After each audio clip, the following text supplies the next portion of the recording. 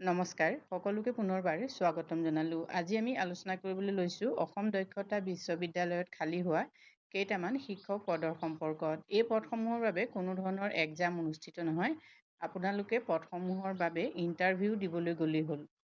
পদসমূহ কি আৰু পদসমূহৰ বাবে আপোনালোকে কেতিয়া ইণ্টাৰভিউ দিবলৈ যাব লাগিব, ইয়াৰ সবিশেষ তথ্যখিনি যদি আপোনালোকে চাব বিচাৰে তেতিয়াহ'লে গুগলত গৈ আপোনালোকে আছাম স্কিল ইউনিভাৰ্চিটি বুলি যদি চাৰ্চ কৰে তেতিয়া আপোনালোকে এই পেজটো পাব। এই পেজটোত চাওক অসম দক্ষতা বিশ্ববিদ্যালয় অৰ্থাৎ Assam Skill university. Assam Skill university ইয়াত আপোনালোকে দেখিছে এইটো হোম পেজ হয়। ইয়াত ৰিক্ৰুইটমেণ্টত আপোনালোকে ক্লিক কৰিলে আছাম স্কিল ইউনিভাৰ্চিটি এনেকৈ আহিব। নন টিচিং পজিশ্যন আৰু ৰিচাৰ্চ প্ৰজেক্ট টিচিং পজিশ্যন। ইয়াতে নন টিচিঙৰ যিখিনি পদ আছিলে ইতিমধ্যে সেই পদবোৰৰ বাবে ইণ্টাৰভিউ হৈ গৈছে আৰু ৰিচাৰ্চ প্ৰজেক্টৰ বাবেও চিলেকশ্যন ইতিমধ্যে হৈ গৈছে। টিচিং পজিশ্যনৰ কিছু পদ ইয়াত আছে, গতিকে টিচিং পজিশ্যনৰ বাবে আপোনালোকে টিচিং পজিশ্যন ইয়াত ক্লিক কৰক আৰু তেতিয়া এইটো হোম পেজ আহিব। ইয়াত চাওক 2026ত কি পদ খালী হৈছে। টিচিং 2026, এতিয়া ইয়াত teaching result for the post of professor in department of food technology এইখিনি ইতিমধ্যে হৈ গৈছে। নেক্সট আপোনালোকে চাওক walk in interview notice for guest faculty and guest instructor.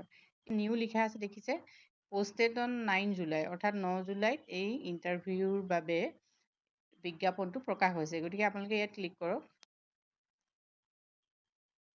এতিয়া চাওক এইটো হ'ল বিজ্ঞাপন, walk in interview notice for guest faculty and guest instructor, posted on July 9, 2026। July 9 তাৰিখে এই বিজ্ঞাপন জাৰি কৰা হৈছে। Walk in interview notice for guest faculty and guest instructor, Assam Skill University, Mangaldai invites eligible candidates to attend walk in interviews for engagement as guest faculty, guest instructors, fitter, carpenter, forger and heat treator and welder on a temporary basis. এতিয়া temporary বেচিছত এই guest ফেকালিটি পদসমূহ পূৰণ কৰা হ'ব।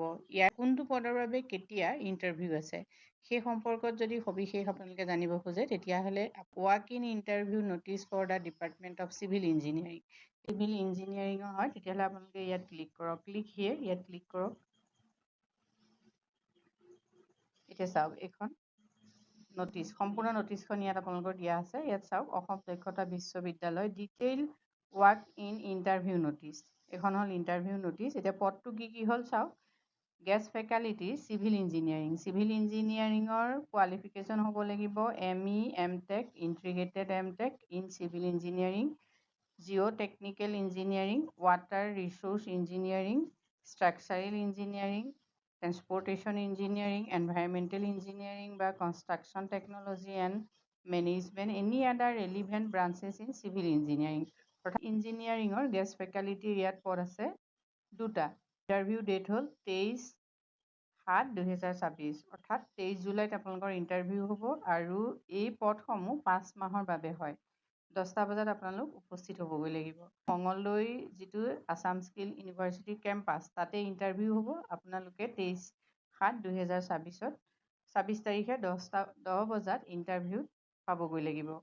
Civil engineering guest ইনষ্ট্ৰাক্টৰৰ পদ, ইয়াতো qualification থাকিব লাগিব diploma in civil engineering from any recognise institute in full time mode along with a minimum 1 year experience in civil engineering related field or BE, BTech বা civil engineering. পোষ্টটো আৰু date of time and reporting হ'ল 23/7/2026। Next আহিলে walk in interview notice for department of basic science and humanities. Science and humanities পদৰ বাবে যদি আপোনালোকে interview দিবলৈ যায় তেতিয়াহ'লে ইয়াত কিমান পদ আছে চাওক। ইয়াত আছে গেষ্ট ফেকালিটিৰ পদ আছে বেচিক ছায়েন্স এণ্ড হিউমেনিটিজৰ, ছাবজেক্ট ইংলিছৰ পদ আছে 2টা, IKS পদ আছে 1টা, মেথমেটিক্সৰ 1টা, ষ্টাটিষ্টিক্সৰ 1টা আৰু ফিজিক্সৰ 3টা পদ আছে।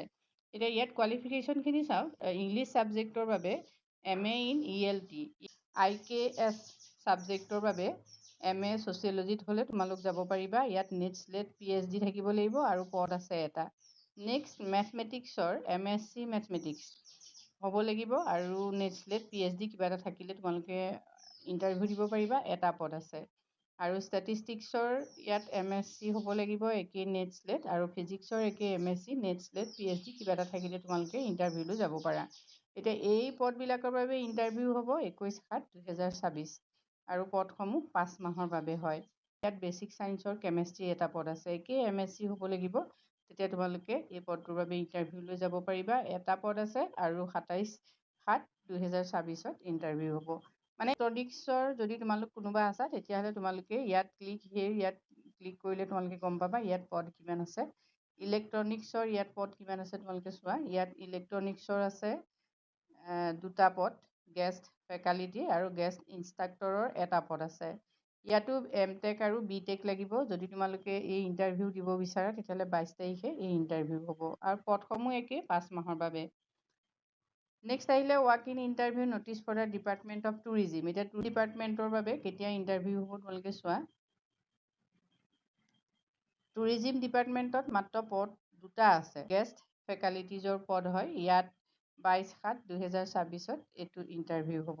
এপ্লাইড মেনেজমেণ্টৰ যদি তোমালোক হয় তেতিয়াহ'লে তোমালোকে ইয়াত থকা পদসমূহৰ বাবে আবেদন কৰিব পাৰিবা।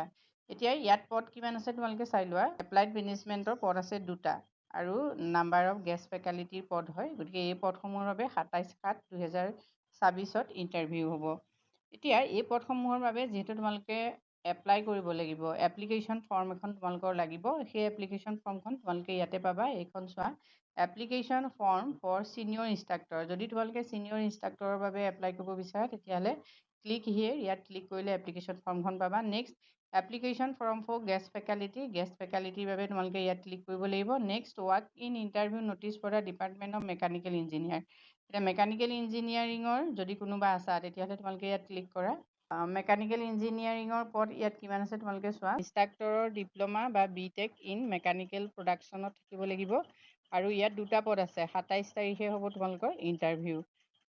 নেক্সট ফিটাৰৰ আছে পদ এটা, কাৰ্পেণ্টাৰৰ এটা, নেক্সট ফৰ্জাৰ এণ্ড হিট ক্ৰিয়েটৰৰ এটা পদ আছে আৰু ৱেল্ডাৰৰ এটা পদ আছে। এই পদসমূহৰ বাবেও ইণ্টাৰভিউ 27/7/2024 তাৰিখৰ পৰা অনুষ্ঠিত হ'ব। এই পদসমূহো 5 মাহৰ বাবে হয়। সমূহৰ ৰেমুনাৰেশ্যন তোমালোকে চোৱা। এপইণ্টেড গেষ্ট ইনষ্ট্ৰাক্টৰৰ প্ৰতিটো ক্লাছৰ বাবে 800 টকাকৈ দিয়া হ'ব আৰু মেক্সিমাম এটা মাহত 25,000 টকা হ'ব ৰেমুনাৰেশ্যন। গেষ্ট ইনষ্ট্ৰাক্টৰক দিয়া হ'ব পাৰ ক্লাছ 400 আৰু মেক্সিমাম 25,000 তেওঁলোকৰ পাৰ মান্থ ৰেমুনাৰেশ্যন হ'ব।